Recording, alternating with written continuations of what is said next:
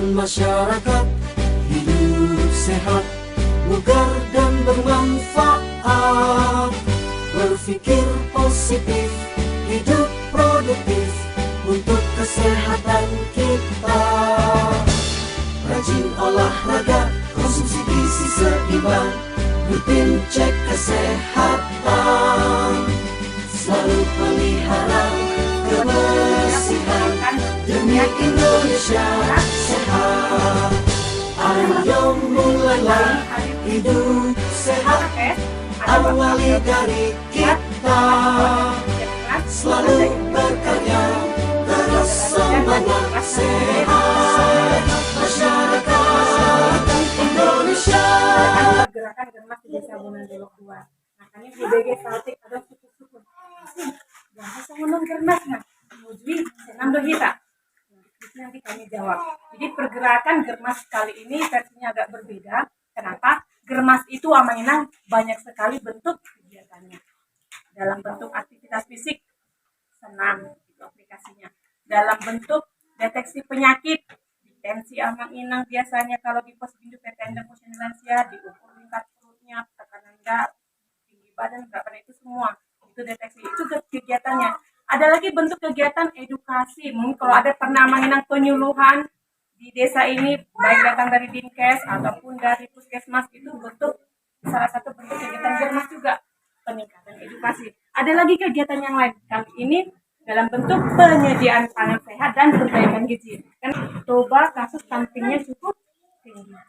Dan Puskesmas Tandang Buhit, wilayah kerjanya ada 22 desa dan 5 kelurahan.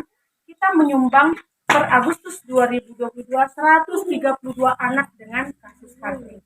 Jadi itu PR buat kita bersama. Makanya semua kegiatan yang mengarah pada pergerakan itu harapannya diarahkan ke gizi. Kenapa? Harapannya dengan intervensi gizi bisa membantu mengurangi kasus dan menghilangkan kasus stunting dari Kecamatan Balige. Demikian. Sebelum masuk ke sana, sedikit kami terangkan kenapa sih pergerakan Germas ini selalu kita laksanakan. Tahun 2020 kita laksanakan Amang Inang ya, waktu itu dalam bentuk kesehatan lingkungan. Kita bersihkan lingkungan dengan mengumpulkan sampah. Mungkin masih ada teman saya waktu itu jalan sekitar desa, kita kumpulin sampah. Itu bentuk edukasi dari pemerintah kepada masyarakat. Ayo perlakukan sampah dengan baik agar dia bisa menjadi teman kita, tidak menjadi lawan. Kalau kita perlakukan dia seperti lawan, dia akan menimbulkan penyakit buat kita. Tetapi ketika kita jadikan dia teman, dia bisa berfungsi dengan baik. Bisa kita bentuk dia jadi uang. Kalau kita jual, kita pilah sampahnya yang bisa bernilai rupiah.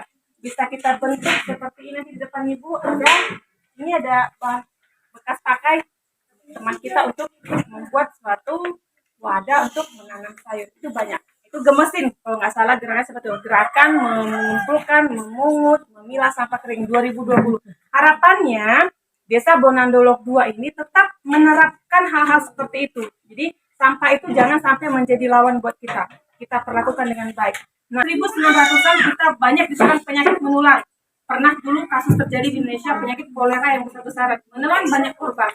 Nah, sering waktu berjalan, pendidikan manusia sudah semakin tinggi, perilakunya sudah semakin bagus, sudah tahu jaga kebersihan, penyakit menular sudah mulai hilang. Nah, masalahnya, di atas tahun 2000-an muncul penyakit dengan pola yang baru, penyakit tidak menular. Penyakit yang tidak disebabkan oleh virus, tidak disebabkan oleh kuman, tidak disebabkan oleh bakteri. Jadi penyebabnya apa? Gaya hidup kita yang jenis penyakit tidak menular itu sudah banyak melanda masyarakat Bonandolok 2. Hipertensi itu salah satu jenis penyakit tidak menular. Kadar gula darah tidak terkontrol, gangguan jantung, penyakit paru, kanker. Gaya hidup seperti apa yang menyebabkan muncul penyakit tidak menular? Kita lihat bersama. Nah, ini dia. Gaya hidup yang aktivitas fisiknya sangat kurang. Contoh ibu-ibu di rumah nyapu, itu tergolong masuk aktivitas fisik. Nyuci, ibu ya, marorok dadanak. Tapi harapannya marorok ngajaknya bermain. Jangan marorok dadanak, anaknya ditaruh di situ main-main, ibunya megang handphone. Nah, itu yang banyak sekarang, pola-pola yang sekarang. Nah, itu menimbulkan penyakit. Makanya kalau ada kegiatan Posbindu PTN di Desa Bonandolok 2, Posyandu Lansia di Desa Bonandolok 2, bapak dan ibunya harus sama-sama ikut. Jangan hanya ibunya aja yang perlu sehat, bapaknya juga perlu sehat. Dia diajak sebentar aja. Udah kalau kau tak mau senang, ayo sama Nancy aja bentar. Setelah itu udah suruh pulang. Setidaknya sekali sebulan dia bisa memantau tekanan darahnya. Jadi kurang konsumsi buah dan sayur. Siapa sih nggak tahu fungsi buah dan sayur itu bagus? Semua tahu. Cuman kita selalu menganggap sepele. Nggak apa-apa ya Bu, kalau makan kan yang penting kenyang. Itu yang pertama. Ya, yang soal bergizi belakangan itu nggak bisa ini. Kenapa? Ternyata ini menjadi penyumbang penyakit-penyakit tidak menular. Nggak apa-apa, yang penting ada kenyang. Udah adanya jagal, ngadong idahan, nggak cukup ya berjuta dan cukup. Kenapa? Nasi tidak bisa menggantikan fungsi sayur. Jagal tadi yang mahal kita beli tidak bisa menggantikan fungsi buah. Kalau tadi bisa nggak apa-apa, ya udah nggak usah buah dan sayur. Banyak-banyak aja makan daging sama ikan dan nasi. Kan fungsinya bisa digantikan. Tidak bisa. Artinya suka tidak suka, kita harus memakan buah dan sayur setiap hari. Kenapa? Karena fungsi buah dan sayur setiap hari dibutuhkan tubuh kita. Nah, sebuah dimakatai dari tahun. Mak Uco, lecut, wow, buah dan sayur, ngaci ulala. Banyak sekali virus yang dalam tubuhmu, biar kulawan. Nah, sebuah di balik makatai. Gaya seperti apa lagi? Minum alkohol. Saya rasa ini sepakat semua tahu. Minum alkohol itu tidak baik. Jadi, bapak-bapaknya mungkin masih ada yang minum alkohol ya. Susu batak, wah, diingatkan. Orui sotik damang ya. Karena mereka perlu sehat jangka panjang. Kenapa? Tugas kita masih banyak untuk membesarkan anak ya, panjang umur dan sehat ya, jangan nanti panjang umur sakitan, kasihan. Merokok, masih adakah yang merokok di antara kita? Iya. Kalau kita tanya perokok, dia pasti tahu apa bahaya rokok, pasti tahu. Kenapa? Di kotak rokok selalu dibuat di tubuh sahabat ya kan. Rokok bisa menyebabkan kematian, kanker, hipotermia segala macam. Tapi apa yang terjadi? Tidak peduli, udah enggak apa-apa itu, kan? Rokok itu kalau di kotak tadi tidak berbahaya, kan? Yang berbahaya ketika dia dibakar dan berubah menjadi asap. Jadi yang berbahaya itu asap rokoknya, ya, asap rokok yang berbahaya. Kalau berbahaya asap rokok, harusnya kita jauhi, Ibu ya. Kalau ada sesuatu contoh kita tengok ada sini. Orang yang gangguan jiwa berbahaya, dia bisa menyakiti kita. Apakah akan kita dekati? Tidak kan? Akan kita jauhi. Jadi perlakukan sama dengan asap rokok tadi. Kalau ada asap rokok, jauhkan diri kita dari asap rokok. Dan permintaan kita bersama bagi teman-teman yang merokok, Bapak Ibu yang masih merokok, silakan merokok kalau memang mungkin itu sulit, Ibu ya, karena dalam rokok kan ada candu. Mungkin agak susah dia berhenti merokok. Tapi kalau merokok, mohon menjauh dari keramaian atau orang lain, Ibu ya. Saya pernah agak bertengkar sedikit waktu itu di kantor camat Bali dia ada vaksinasi. Ramai kali di sana. Terus si bapak merokok. Loh, kok merokok ini bapak saya sesak? Jadi saya tegur bapaknya, izin Pak, mohon jangan merokok di sini Pak, ramai. Kami sesak. Apa dia jawab? Hak saya merokok, ibu yang pergi, dia bilang gitu. Asnya tidak terjadi seperti itu. Betul hak kita merokok, tapi ingat ada hak orang lain untuk menghirup udara segar. Hidup ini harus saling menghargai, saling menjaga.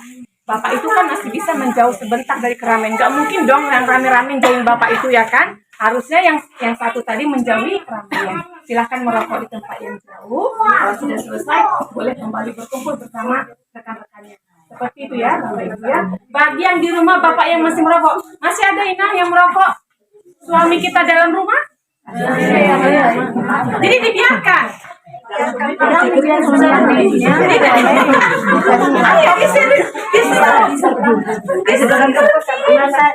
Harus diingatin lah Bu, ya kan?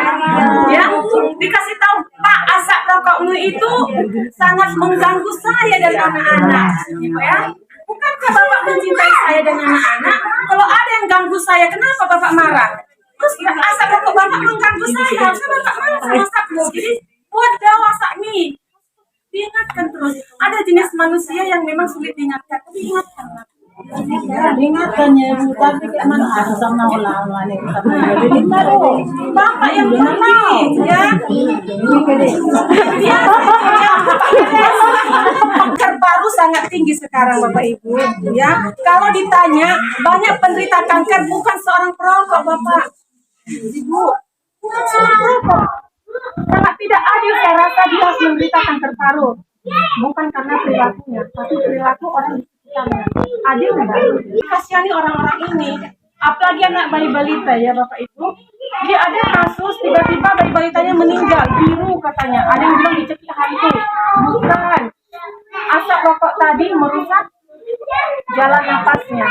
Ya. Nah semua dia memang kata anak bayi ini, nak tolong aku, mak asap bapak sangat mengganggu. Makanya kadang coba ada bayi di situ bayi merokok, dia pasti selalu gelisah, pasti gelisah. Gak usah dia kita aja bu, kalau di dekat sama bapak dia merokok, sesak nggak bapak ibu rasa? Sesak ya. Jadi mohonlah bapak-bapak, ya kan kasihanilah ibu-ibu dan anak-anak ini. Ya. Masih adakah di desa Bonandolok 2 yang buang air besar sembarangan?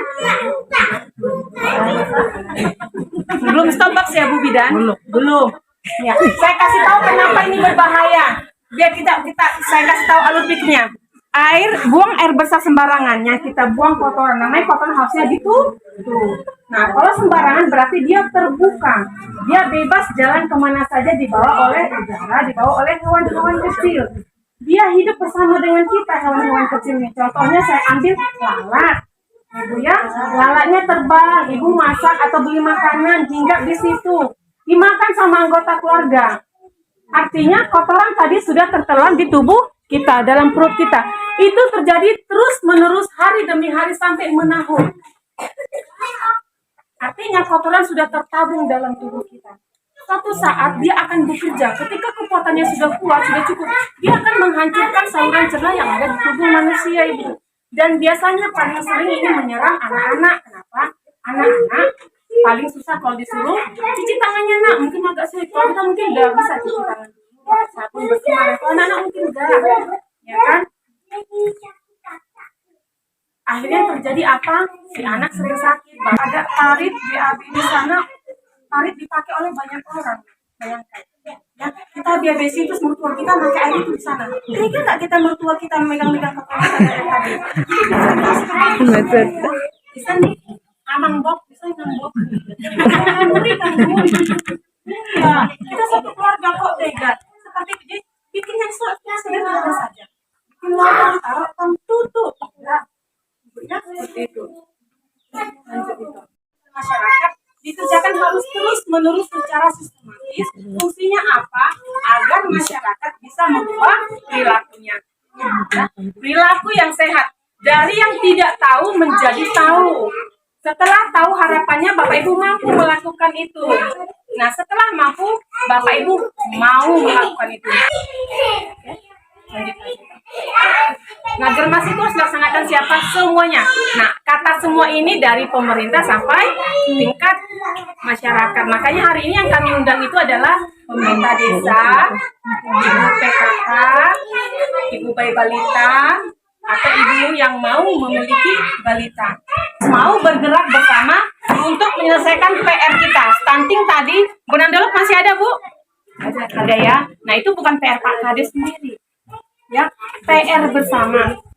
Jadi kasus banyak di Bali G, bukan hanya PR Pak Camat, PR semua masyarakat di Bali G. Ya, kalau nggak dikerjakan sama-sama, nggak ada cerita. Stunting ini akan terus makin tambah kasusnya. Nanti saya cerita sedikit kenapa sih stunting sangat menakutkan bagi Indonesia. Kita ceritakan. Nah, ini saya sebutkan tadi, menjawab pertanyaan ibu-ibu, kok bentuk germasnya beda ya?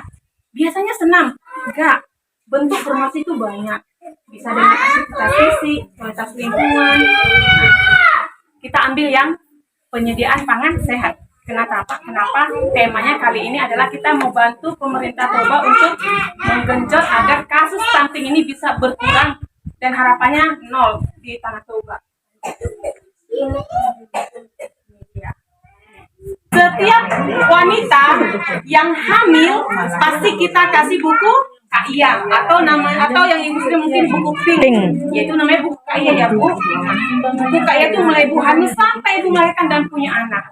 Jadi ibu setiap bulan anak ibu pasti ibu bawa ke posyandu, diukur tinggi badannya, lingkar kepalanya, lilanya, dan berat badannya. Nah, data-data tadi, angka-angka itu dinaikkan ke buku KIA. Di buku KIA itu ada grafiknya ibu. Ya, lihat nanti di bagian belakang. Ada yang pertama KMS, dia akan diisi.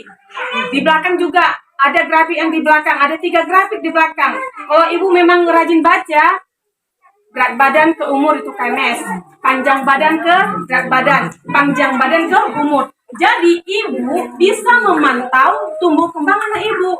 Ibu bisa melihat dari titik-titik yang ditorehkan oleh ibu kader tadi. Ibu kader diisi terus ibu ya buku KIA-nya. Jadi ibu ini bisa bantu. Ingat, kalau titik itu ada di garis merah, nah di situ bermasalah. Itu berat badannya harus di kawasan ideal. Itu gunanya ibu datang tiap bulan ke posyandu. Udah mulai kuning cocokku ini. Berarti dia berat badannya lebih. Ingat apa yang ibu kasih tiap hari sama dia. Oh iya, saya ibu kasih bonbon, permen manis-manis. Oh, harus dikurangi. Seperti itu gunanya ke posyandu. Jadi ada fungsi posyandu itu ya. Bukan cuma datang, berkembang terus pulang. Enggak. Lebih dari itu. Ya, kita bisa pantau anak kita. Kalau di kawasan hijau, oh mantap. Berarti anakku sudah dilihat. Tahun depan harus seperti ini. Bulan depan harus seperti ini. Seperti itu ya. Lanjut. Ini dia kasus stunting. Jadi Germas kali ini khususnya adalah untuk membantu agar kasus stunting ini berkurang atau hilang sama sekali di daerah Toba. Selamat datang Bule Super Cantik di Desa Bonandolok 2. Ayo hidup sehat, makan sehat, pikir sehat, jalan sehat. Salam sehat, salam bakat Naraja. Horas, horas, horas. Oke, tepuk tangan buat kita. Gerakan masyarakat hidup sehat, bugar dan bermanfaat.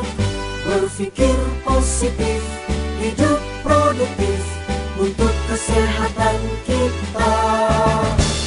Rajin olahraga, konsumsi gizi seimbang, rutin cek kesehatan. Selalu pelihara kebersihan demi Indonesia sehat.